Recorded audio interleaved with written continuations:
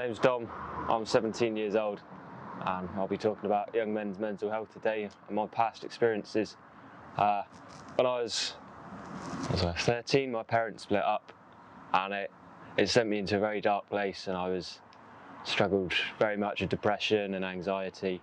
I was diagnosed probably 4 months after my parents split up with both depression and anxiety, and I was in CAMHS for 3 years in child and adolescent mental health support, just given to the service by the NHS. I'm here to tell you about my experiences. As I mentioned, I initially started struggling when I was 13 after my parents had split up.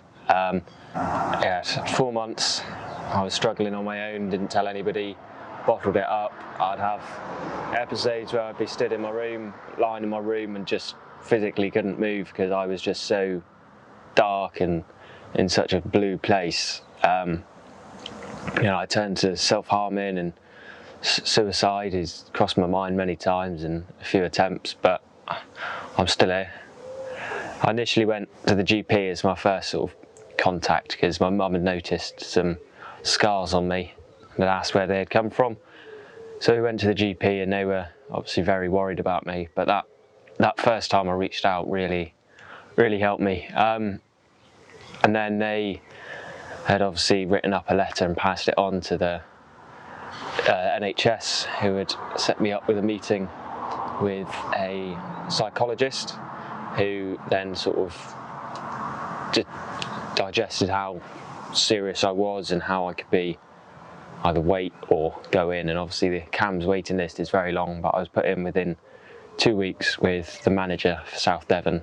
I was in there for 3 years with weekly meetings, speaking to her and finding ways to cope. I'd struggle a lot around people, and school really affected me. I was excluded from school twice because I just couldn't cope with so many people. But I remember the first time that I actually started to get by and understand people and lots of people was when I went to London with my mum and my sister.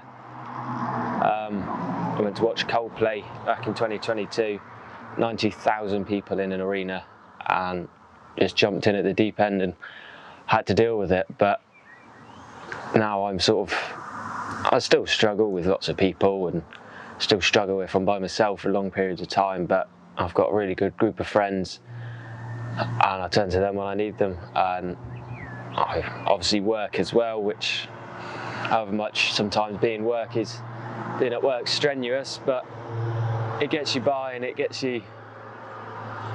keeps your mind off of things. As long as you're busy, it keeps your mind off of things. In terms of what I would tell my younger self, it's just things get better. No matter what place you're in, there's help. Just speak to your closest person. There's so many anonymous websites and phone numbers that you can just phone and speak to, and everybody wants to listen. People would rather take a phone call from you at 3 a.m. than have to sit at the front row of your funeral. And that's sort of how I thought of it and how I got by. So I think if anybody's out there struggling, is to reach out to CAMHS or reach out to your GP and speak to them. But also, there's so many phone numbers and websites that you can look at.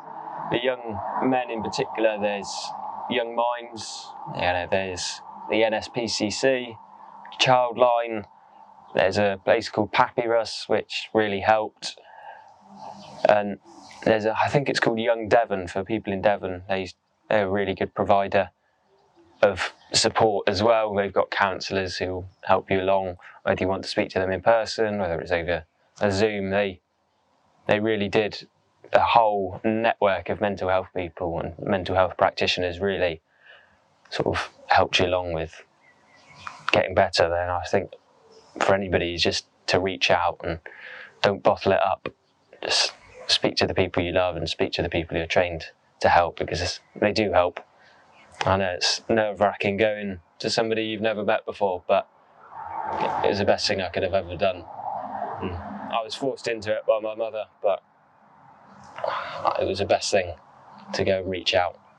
It's like if you think of it in the water, if somebody's drowning, it's somebody sticking a hand out and lifting you out of the water. They really saved my life.